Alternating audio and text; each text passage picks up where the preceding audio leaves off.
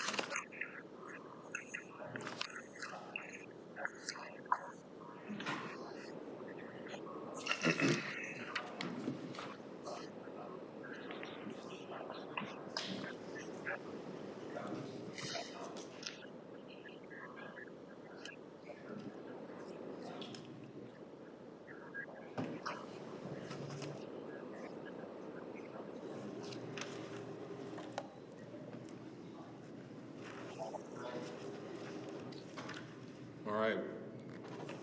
This is for City Council work session discussion. Comments, questions? I got a few. Go ahead. One of the first things I want to clarify is about elevators, plural. I was looking through the plans in detail last night, and it appears if you look at the parking garage, the student parking garage in particular, there appear to be elevators on all four corners. I'd like to confirm that. Furthermore, I'd like an idea of how many elevators are in throughout the building. It appears there are a number of them, but it seems like there's some folks that think there's only one elevator in the entire facility.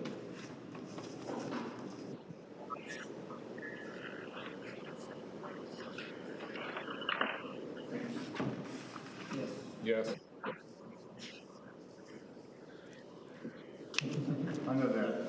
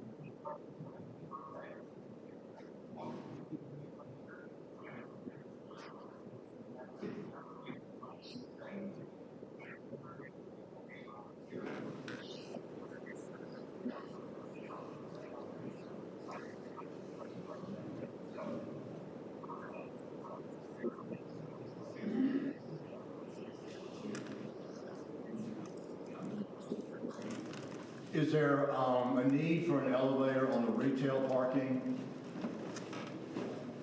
A separate parking?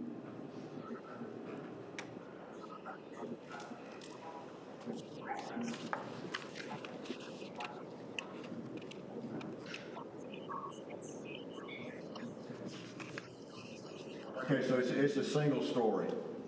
It's a single.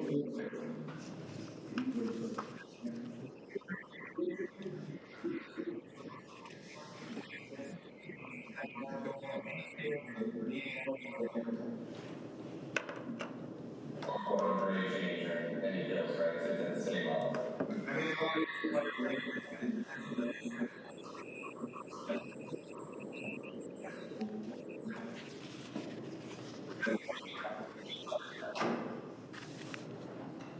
Okay, the next question has to do with the rental plan for the townhomes.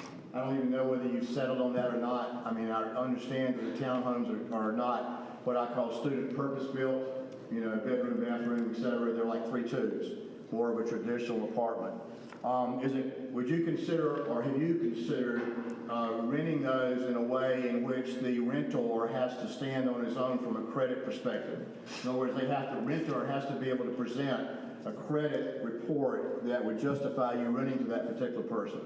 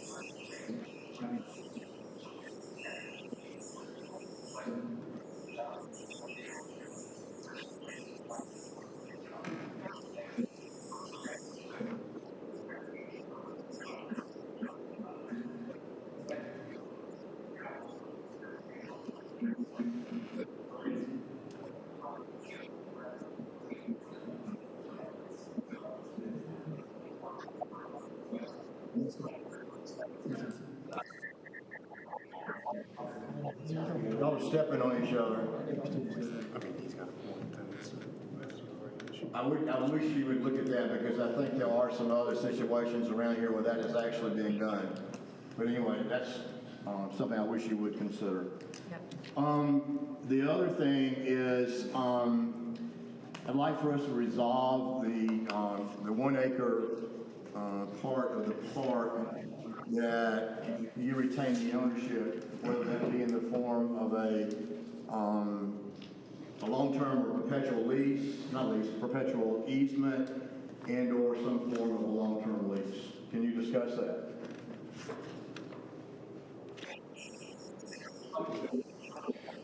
There's an acre that you guys are going to deem as a part of the park. It's really kind of to the, this is to the left, if you're looking at that picture right there, it'd be to the top left of that. But anyway, there's been discussion about that acre being a part of the lot, but yet you retain ownership of it. And so that, you know, I think there would be a lot of comfort knowing that that was either in a perpetual easement, which may not be the right term, Bob, or it could be a long-term lease.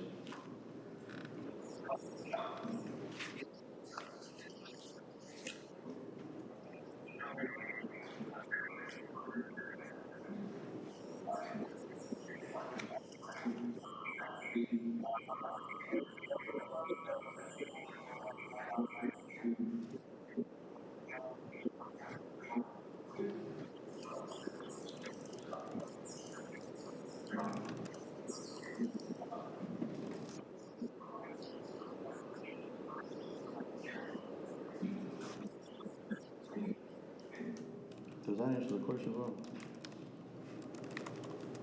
Yeah, I think so. The goal here is that at any point in the future, that you or a future owner isn't going to put a fence around the plaza and control access to that space.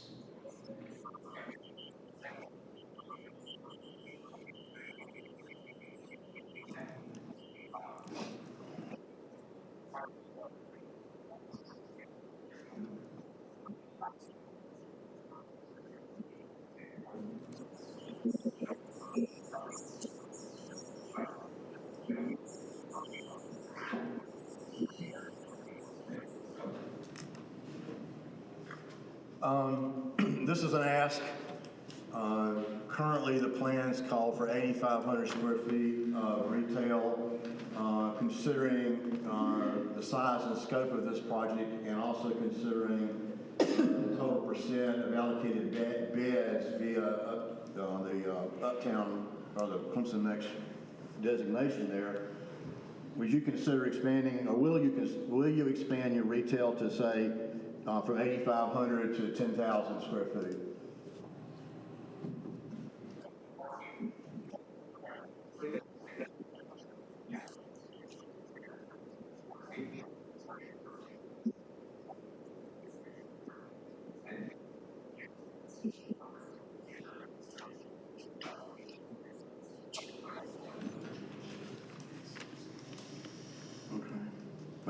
I mean, I've got some more, but it's more related to kind of us than it is.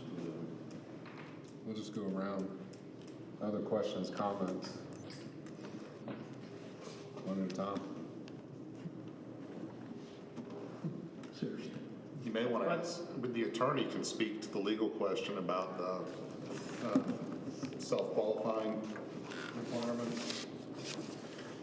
They have a point, obviously, that a co-op prohibits consideration of income on certain prohibited basis. I'm not sure that off the cuff would be a prohibited basis. Do you want to speak more to whether or not you're running into e-co-op problems or state law problems in the consideration of creditworthiness of your applicants?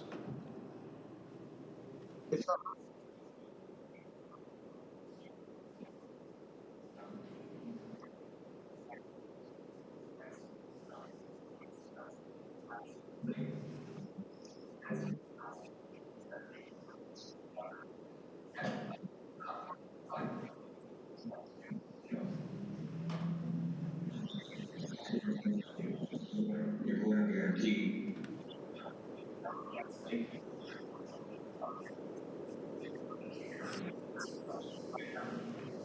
We will look into that further. I'm not aware of any South Carolina law in point, and ECOA is limited to your point, housing vouchers for public assistance and for spousal alimony. You're not allowed to consider that sort of thing. I'm not aware that there's any parental bar on that. I'll certainly look into that for you.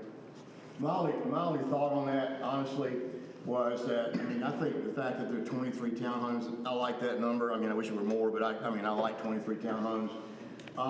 Is that at least in that direction, by going in that direction, it's not deemed automatically to be just students. So it gives people other options. And I also realize that there might be people that, besides students, that rent in the bigger building. But I think that at least you could say, well, in this situation, the townhouses certainly have an opportunity to be rented by, young faculty or whatever the case may be, even to the point of workforce housing. And I'll use this as an example. If you were to go to Pendleton right now, you're going to buy a house which is considered workforce for around $300,000 with what I would consider a traditional down payment. By the time you finance it in today's rates, you're looking at about a $2,600 to $2,700 payment with taxes and insurance. If you go into this place right now, using the fact you got 3 bedrooms, and I'm just hypothetical now, at $1,000 a bed, you're getting close to 3, so somewhere in between is probably where you rent it. Well, if you factor in that the renter doesn't have to worry about taxes and insurance anymore, and also the proximity to everything, that's probably rentable even to people around here from what we would deem workforce compared to what they'd have to pay for a house, say, in some of the developments that are going on in Pendleton. So that's the reason I'm kind of going there. I think it does give somewhat of an option to beyond just student housing. Just if you all can look at the possibility of those 23 units being rented by the unit rather than by the bed, that's the difference, not where the, because I know you can't, income, where the income's coming from and that stuff, but renting those 23 units by the unit rather than by the bed, that's, I think, the most important distinction there. And just to be clear, on the record, there is no designated workforce housing in this proposal, right? That's here. I have a question. Have you done any kind of research on the impact of this project on the park itself that you won't be touching? I mean, a reminder to the public, that is a rendering that they put in, but that is city property that touches the water. So that is not part of the proposal. Correct me if I'm wrong. So have you guys done any research into the environmental impact that constructing this would have on the lake?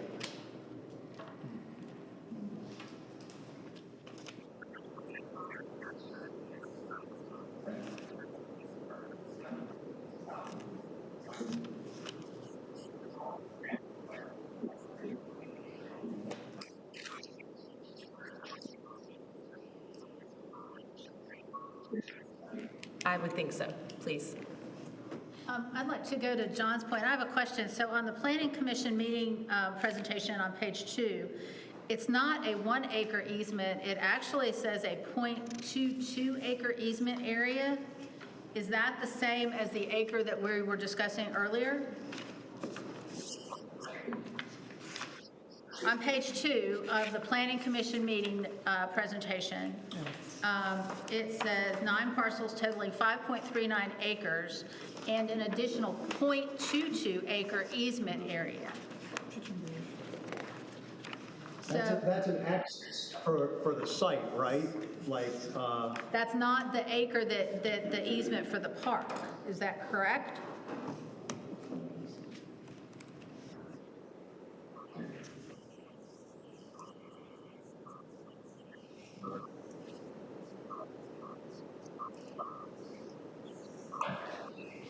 Okay. Yeah, I read that .22 as being part of the assemblage of land and the stuff behind it. Not the park easement as being a part that would be green, and that .22 is just part of the assemblage on the other area. Well, that's what It's got the tax map number on there, so we can pull it up and check, too.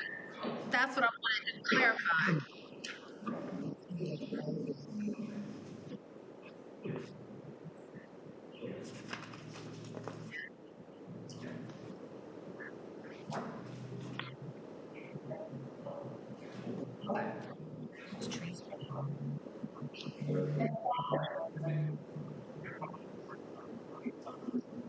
Okay, so that's the .22. Yeah.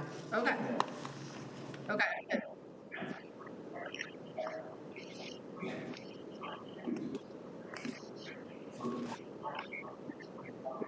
Okay.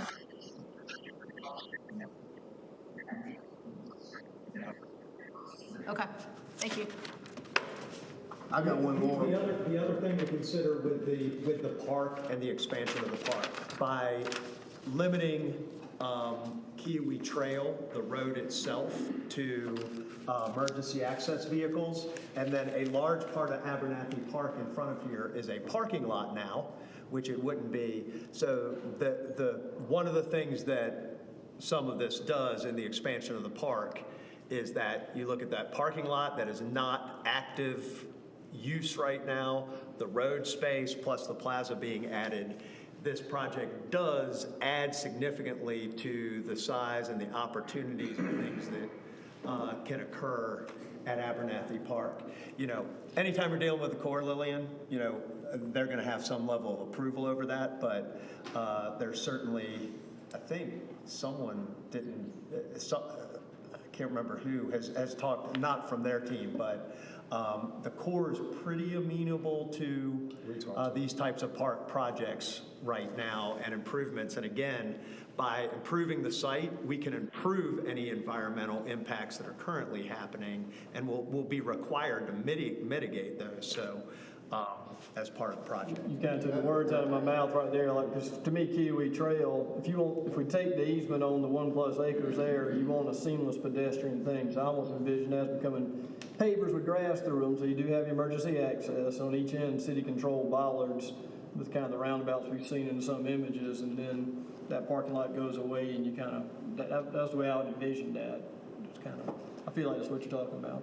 I've got another one that has to deal with egress, ingress. I mean, right now, the primary egress, ingress is Wall Street, which that's a conversation, really, it's a city conversation more so than your conversation.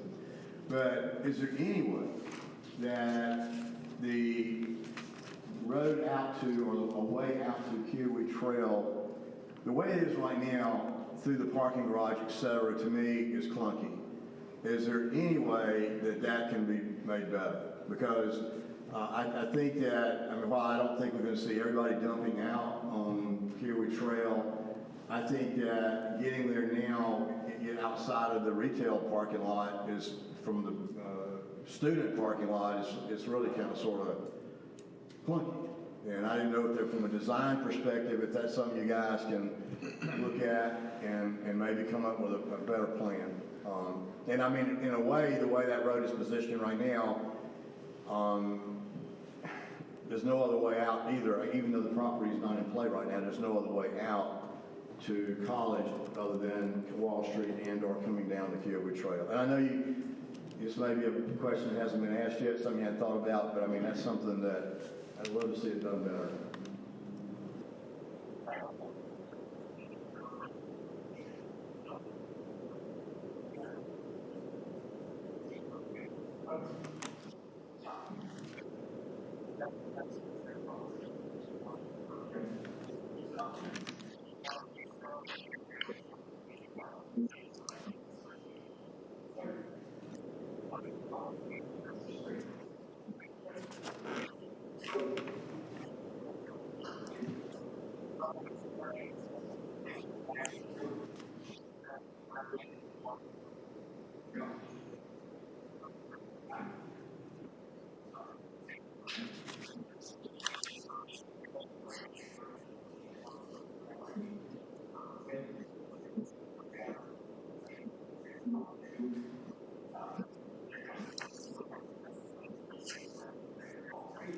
So you don't have to go to the parking garage to do that?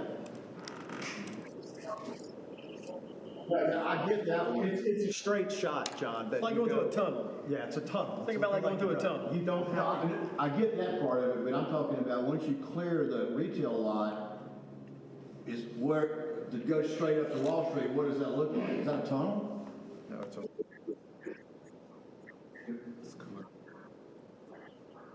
Right.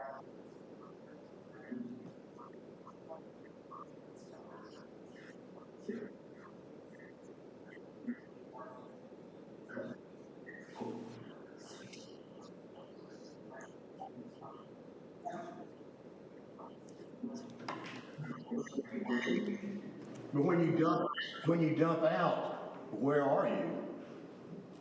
Which side? On the Kiwi, on the.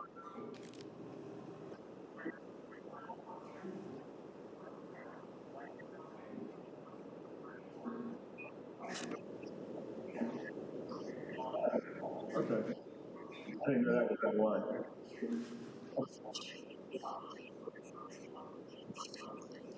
I get that then, so you're back out into the open and you're just running up that street essentially to Wall Street. Is that, okay. And on that same lines, I think in Uptown Next, so if you came from Kiwi Trail, went through the parking lot up towards Wall Street, there was, from a road network perspective there, I think there was another road that punched out that kind of went along the property line there with the, yeah, right there. So that would still be in play if those other properties eventually develop, that we can require that occur. And then the road network from Uptown Next is largely intact with how it was planned and still have that ability to move forward with that. So if the students come in off of Kiwi and go through the retail parking lot and they go up the hill, then they can turn left back into their lot?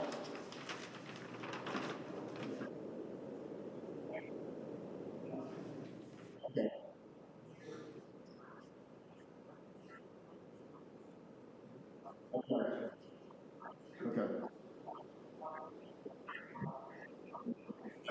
Okay, that improves it. That's a massive improvement. Okay.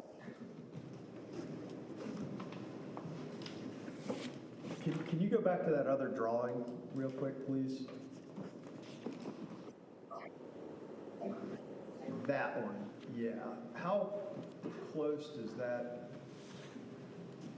The property below, if you were to, and I'm not so sure that this is the right way to do it. I kind of like it turning right there to slow people down.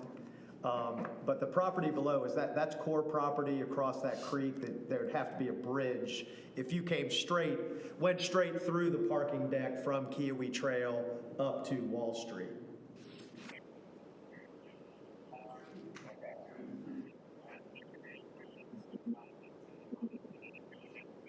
Yeah.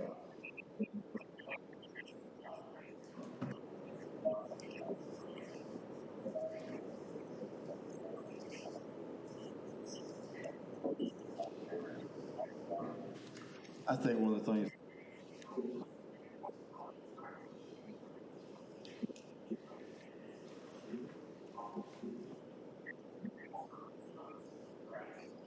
And in Clemson, in Uptown Next, there was the idea of eventually daylighting that creek, and if you put a bridge or a culvert in there, you're taking out that possibility in the future if that were to come to pass, that would extend back over through that property.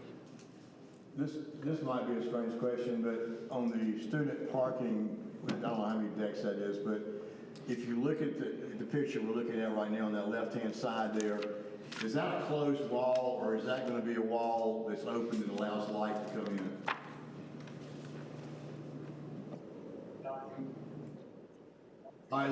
In this picture, keep going up with your stylus to the parking garage. Go right. Go to the right, right there. So on that side there, where you're running at, is that going to be open where you've got natural light coming into that garage? Okay, that's fine. That's just looking for.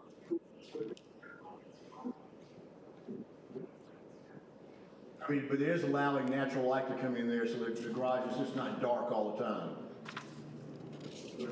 Okay.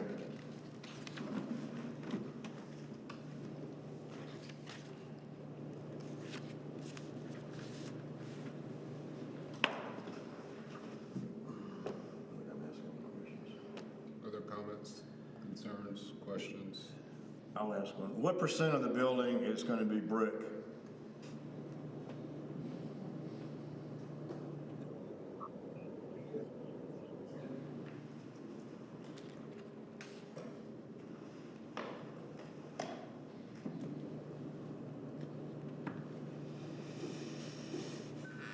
And I know you're using two colors. You're using kind of the traditional brick color and kind of more of a lighter color brick.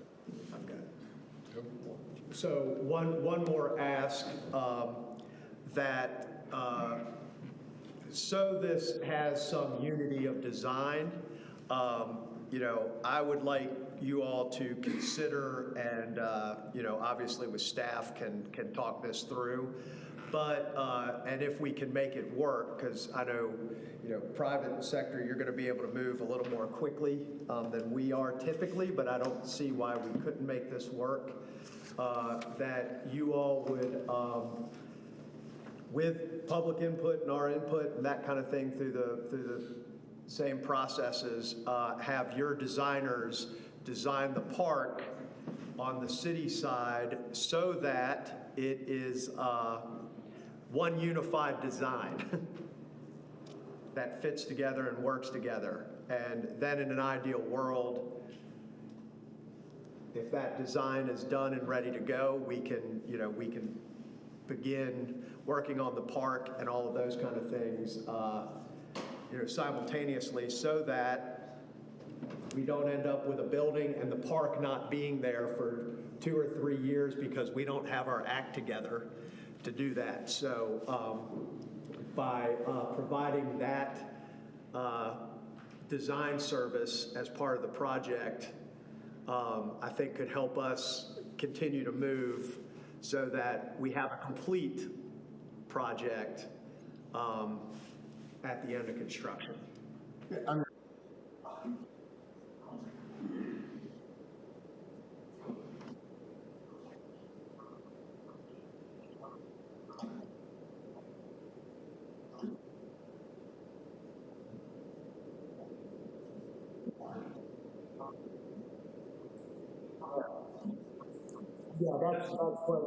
That's what, I think, having that discussion with Nathan and, I mean, I've seen them happen in as, a multi-day charrette format to get the input from the public. And for a single park like this, I think that's completely, kind of standard operating procedure for this type of thing. So it would be adding that in with your designers to do that. So again, I think that's not having that discussion with Nathan and staff on how that would look and the expectations and the level of design that we would get to, because again, if we don't move, we will end up potentially taking a long, long time, where in an ideal world, I would like to see us having the ribbon cutting for the park the same time you all are opening up the building. Right, and we have to do that. We don't have a choice.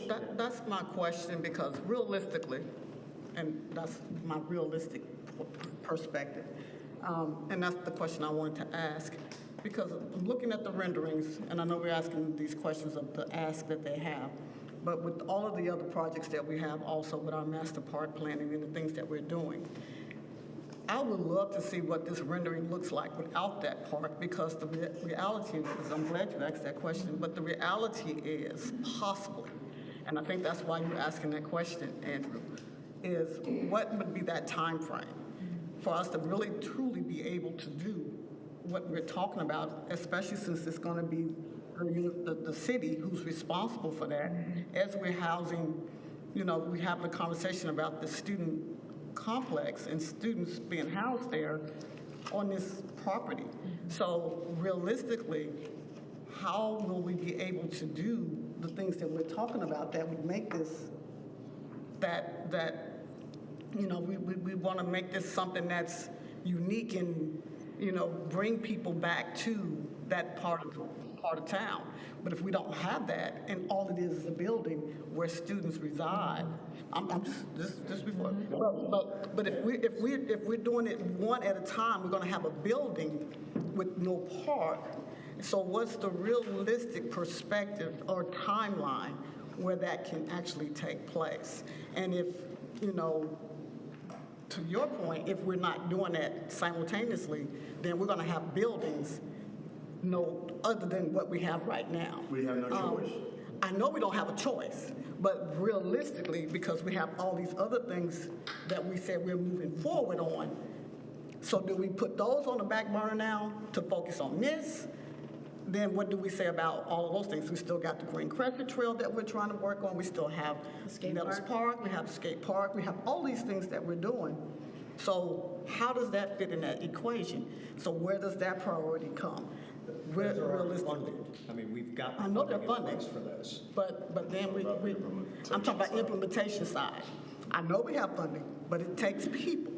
It takes services. And that's why I'm asking the that we implementation have side. them and their designers working on this. It can be I think it could be an efficient public-private partnership to do this in a way that we, in a new and maybe slightly different way than what our current projects currently look like, so that we can be as efficient and expedient as we possibly can. And like, if we end up hiring our own designers and then even our own contractors, we're going to pay all the overhead, all the mobilization, and all that kind of stuff, that if we can partner with them and use their designers and even potentially the same contractor when they're doing all their outside work, that will save the city a tremendous amount of money on this project. Except that this isn't a group that designs parks. And that's a huge if. This is a group that designs.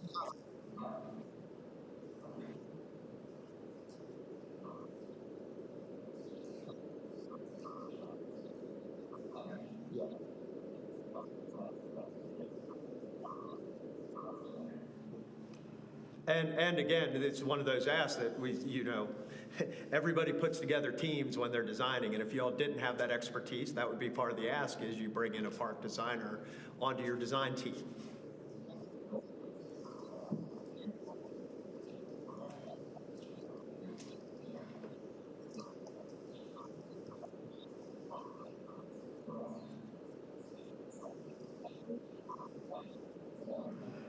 In my view, we don't have a choice, number one. Number two, the projects we got right now already, on the books are already funded, okay, are gonna be funded. This comes in behind that. And this whole project has to be, as Bob has described, a ribbon cutting on all of it at the same time. I know what we're saying. But we've caved on everything else, so why? I why know not? what we're saying.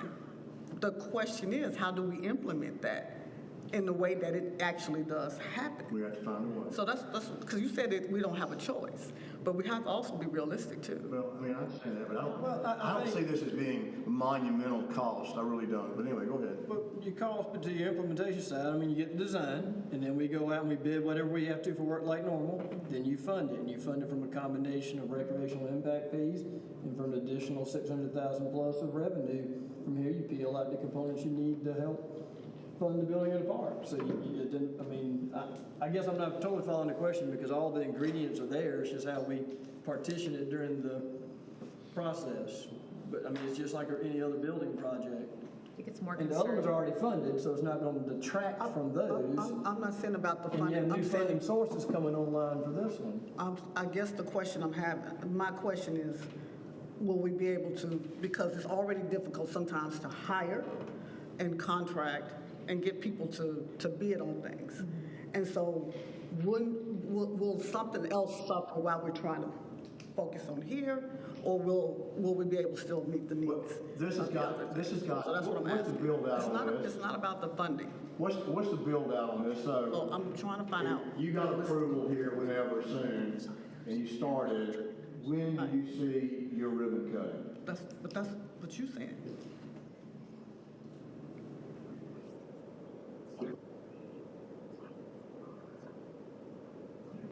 Okay.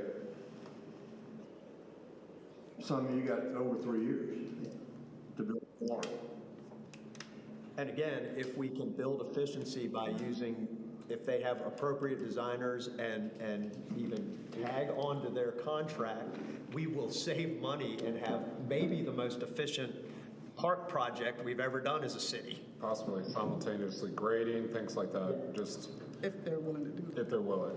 I got a question, it's okay, question. You just mentioned that traffic study that you did. Can we see that? I assume you'd be more than willing to show. Okay, so. No, I have not, unless someone else has seen it, so that would be very helpful. We appreciate that. Appreciate that.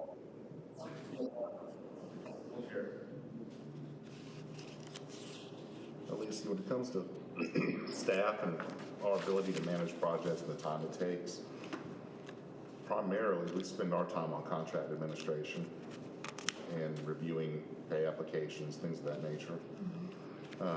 It can be time consuming, but I'm working with Nathan Hinkle right now on an indefinite delivery RFP for construction administration, because we've got a lot of projects coming up and one engineer. So I'm working on that construction oversight piece. But I think we'll be able to maintain the momentum.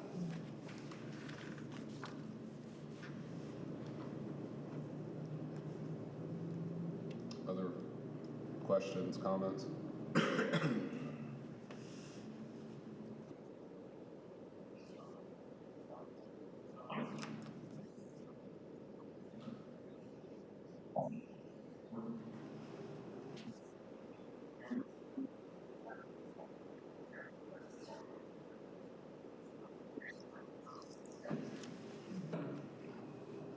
I think one thing, you're talking about our costs and stuff of that nature, I think we really need to consider or look at a way we can widen Wall Street on both sides. I mean, it's a short little road on both sides of that.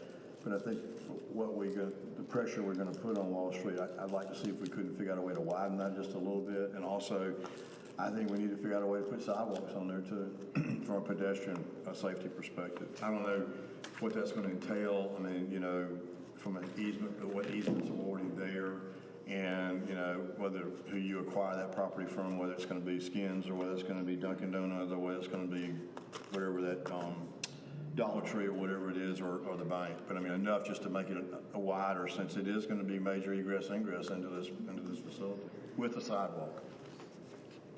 And that's not on them, that's gonna be on them. Nathan, have you, calling out Nathan, you probably haven't even looked at that even possibility at this time. For Wall Street? We looked at it initially, there might be a little bit of confusion, but we believe that the right of way is, I think, 40 feet. 40 feet? And there's sidewalks adjacent to the right of way off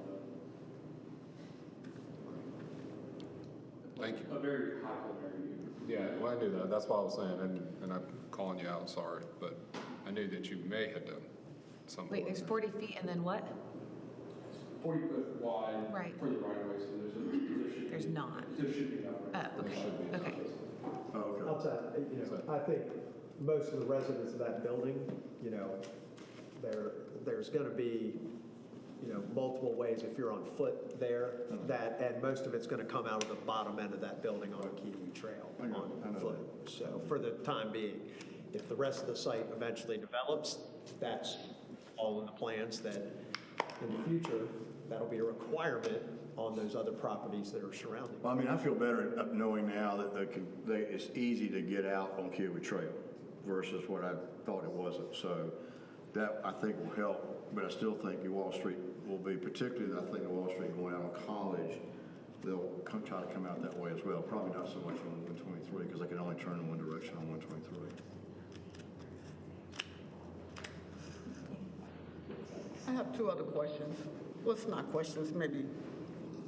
One of the questions, one of the things you talked about is the other projects that you worked on in different areas similar, well, I won't say similar to Clemson, but different projects that you worked on. And I'm assuming they were successful.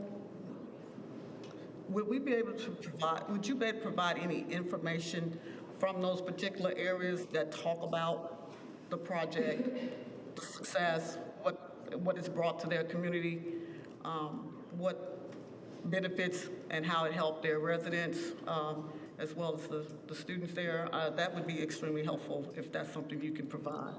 I don't know if I've seen any of that information specifically from the individuals or the communities that actually were part of those projects. So that would be beneficial for me. The other question I do have, as we think about the different projects, this project here, I know you said it and we talked a little bit about it, but our target, I look at it from more of a bigger picture as our target, who our target audience is, as we're looking at our retail and who we're trying to bring in those spaces.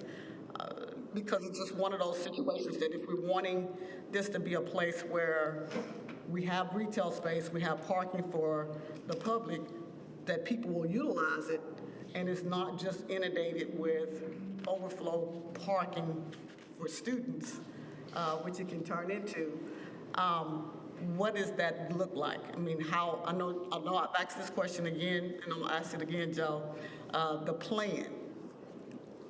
Because I see it in here, but it's just very kind of general, but a little specific plan of how we will cater and bring those businesses to the, how did you do that in the previous projects, and the success rate you had, and bringing those individuals to those different projects? Because that's, for me, is the walk. You talk about the actions and how people respond. Is that something you would be able to provide?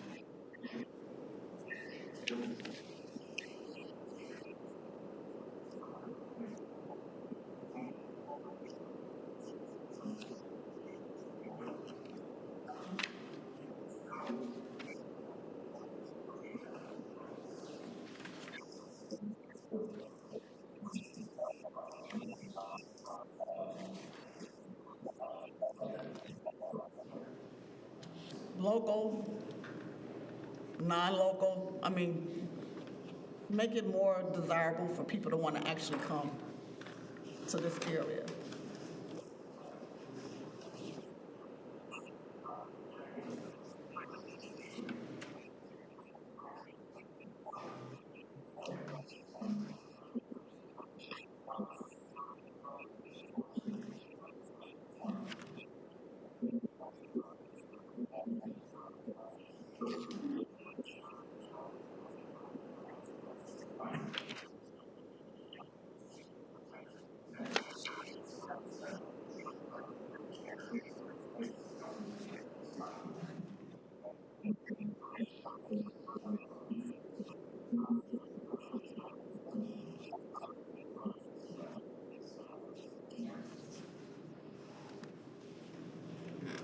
The retail may want to stay open longer than our parks stay open, so you might want to do an exception there for that particular.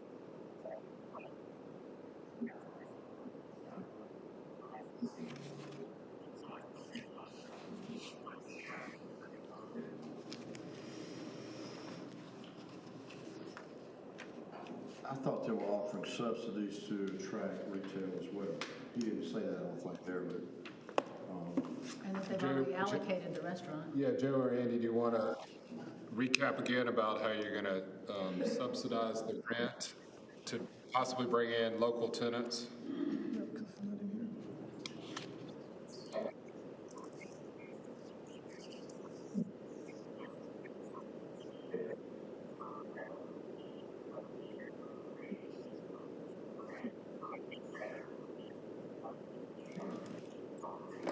okay.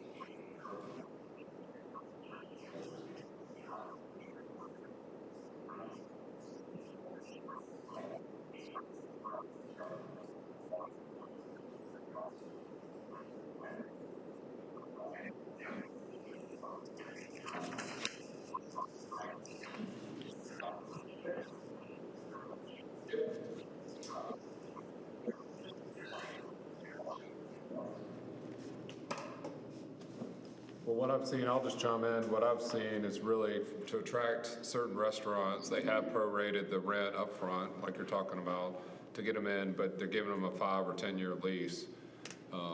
So, just working with it to bring them in, but that early stage is crucial, because it's like what you said, the working capital they need to start up is tremendous. I think your pod does attest to how much he spent on just bringing in his Your Pod downtown. He's publicly said how much it costs to do the infrastructure of that business, the upfit inside the building itself.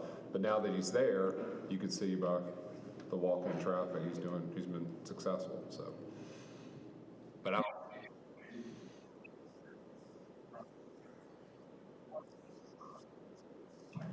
No, Not necessarily. No. not necessarily, no. It could be a lot of different things. As a matter of fact, we hope it is a lot of different A things. variety. Variety of things, right? Just a small, just a small question related to the townhouses. When I was looking through the plans, I thought I saw where in most of the townhomes, the parking was really almost adjacent to those homes, either behind them or beside, or, okay, right there, the parking kind of is, right there is parallel in front, is that what that is? Okay, and then at the top up there, you see the parking spots that are outside the garage. Is that for the townhomes as well? Or is that just first come, first served?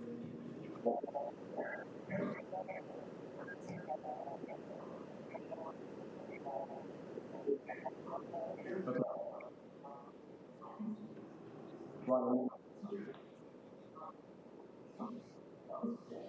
So those particular townhomes there, at the very top of the picture or whatever, where is it, do they have parallel parking in front of them as well? So, okay.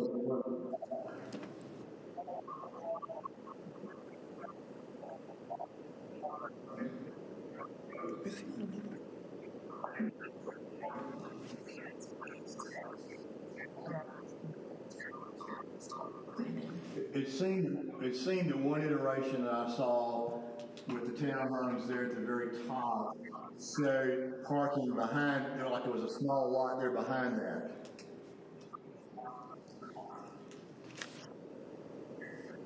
In other words, at the very top there on the left side where you have those townhomes, it seemed like I saw an iteration that showed parking behind those homes. One of the drawings. Kind of sort of right in there, yeah. Okay.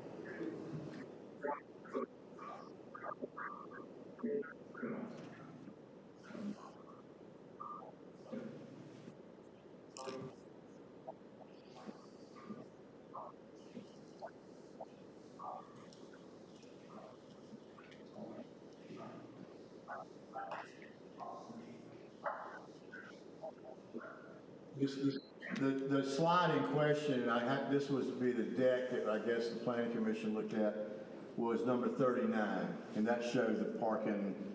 I'm assuming the way it is drawn probably underneath them, but that's slide 39. But that was on the presentation to the planning commission.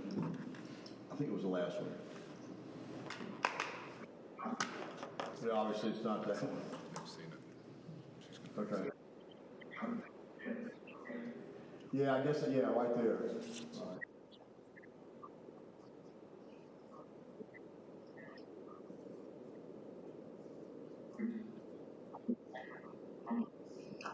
I got that. Yeah, the risk of that, okay. They wouldn't do it often. And I'll, just so you all give an example, I don't know if you've seen the comments in Unity Park in Greenville, but that's an example of some retail space, but they have different uses, and it's actually utilized quite frequently. It's a very popular area in Greenville. The park itself, the retail space, the restaurants, the stores, it's just a really good location for people to go.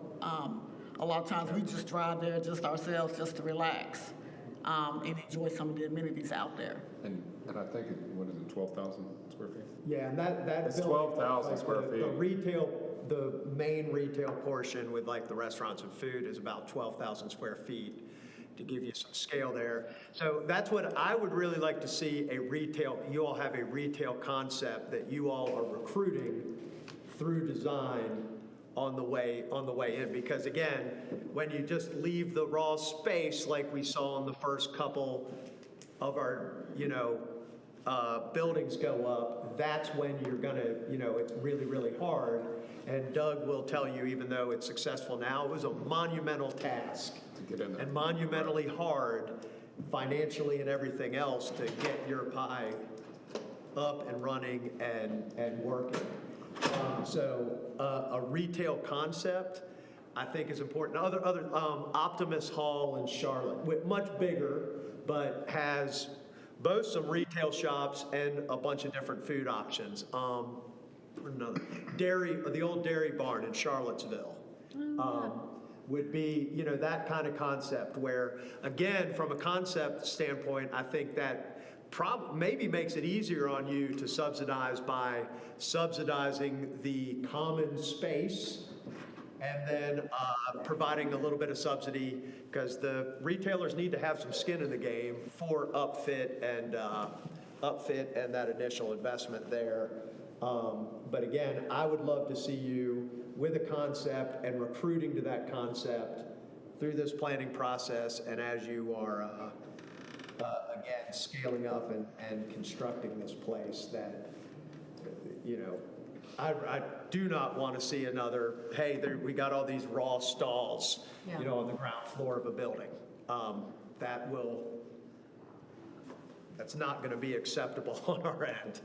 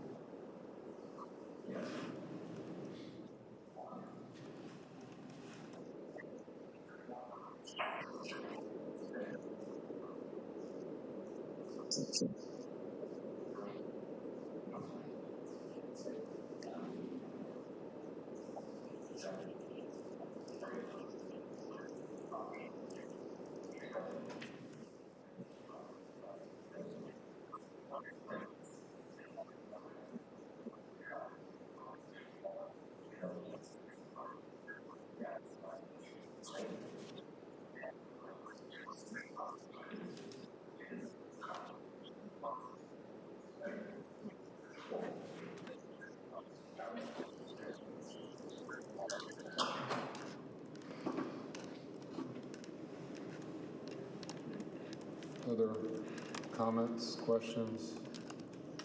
I know one or two of you on council have to leave. It's a hard stop at 1 o'clock, so we want to be conscientious of time. But it is, yeah, until, exactly. No other comments, questions? Okay. Well then, unless there's no other comments or questions, we'll wrap up this work session. Just an announcement again, we have our public hearing this Monday at 5 o'clock. And I hope everybody has a great rest